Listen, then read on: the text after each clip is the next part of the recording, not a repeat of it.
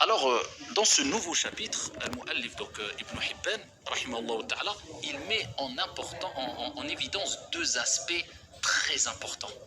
Et si on avait compris ces deux aspects-là, ces deux choses-là comme il se doit, eh bien, on vivrait une relation très équilibrée. On mettrait en pratique et on pourrait goûter à ce qu'on appelle le vivre ensemble.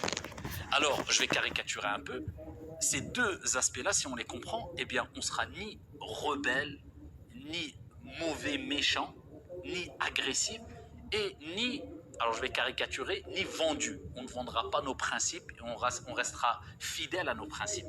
On aura une vie très équilibrée. Alors, il y a le premier aspect que le cheikh met en évidence à travers son titre, ici qu'on pourrait traduire par être complaisant et ne pas faire concession aux gens aux dépens de ses principes ou de sa religion. Alors il y a ce qu'on appelle al-mudarat, d'accord, al-mudarat et al-mudahana. Qu'est-ce que c'est que ces deux aspects-là ou ces deux caractéristiques-là, ces deux comportements-là?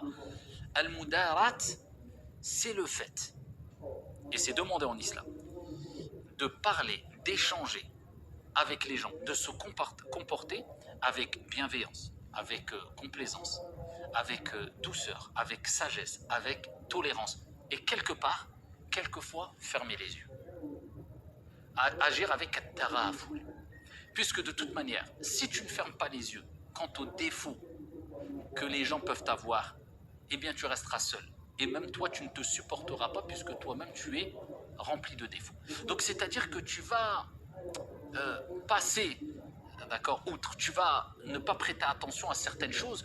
Pourquoi? Parce que le principal, c'est de garder, de préserver une bonne relation, le bon vivre ensemble. Et cela demande beaucoup de sagesse, beaucoup de patience, beaucoup de bienveillance, beaucoup de tolérance. Et ça, c'est demandé en islam.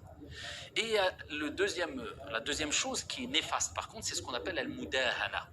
Al-mudahana, eh bien, euh, c'est le fait de vouloir, quelque part, plaire aux gens, attirer les flatteries, d'accord, gagner un intérêt personnel en faisant des concessions sur nos principes de manière générale, des principes qui peuvent être nobles, donc quelque part tomber dans une sorte de trahison, ou alors même sur nos principes religieux, d'accord. Eh bien ça, c'est pas demandé en islam et c'est quelque chose de mauvais. Nos principes doivent rester nos principes.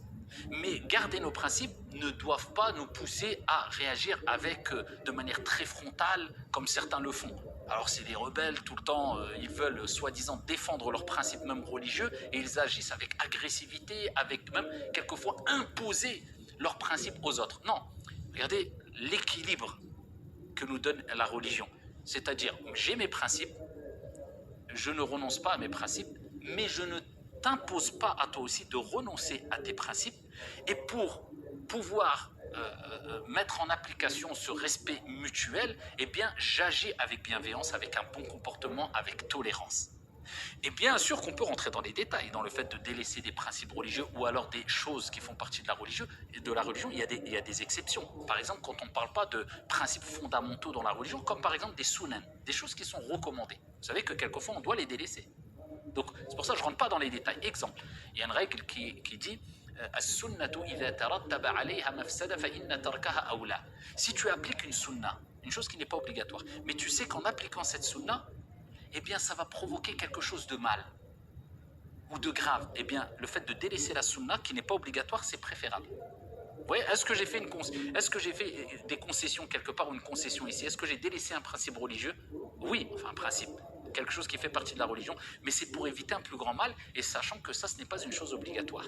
Vous voyez, par exemple, je suis à la Mecque, je veux toucher la pierre noire. Est-ce que c'est une sunna? Bien sûr, c'est une sunna, ok. Mais si je sais pertinemment que en allant toucher la pierre noire, je sais pertinemment, à coup sûr, que je vais devoir faire du mal aux gens parce qu'il y a trop de monde et je vais devoir frapper, voire bousculer, eh bien, à ce moment-là, délaisser cette sunna est meilleur. D'accord? Donc, vous voyez qu'il y a des exceptions. Mais la règle générale est, je suis dans un juste équilibre. D'accord? Il y a d'un côté al-mudarat et de l'autre côté al-mudahana. Al-mudarat, toujours bienveillant, toujours respectueux, tolérant, j'agis avec des bonnes paroles, et dites aux gens des bonnes paroles. Et al-mudahana, par contre, attention, cela ne doit pas me pousser pour gagner des intérêts, pour un intérêt quelconque personnel, avoir un poste, avoir des flatteries, avoir des éloges, avoir de l'argent, vendre et abandonner mes principes. Et c'est ce que met Al-Mu'allif ici en avant, comme on va le voir, Inch'Allah ta'ala.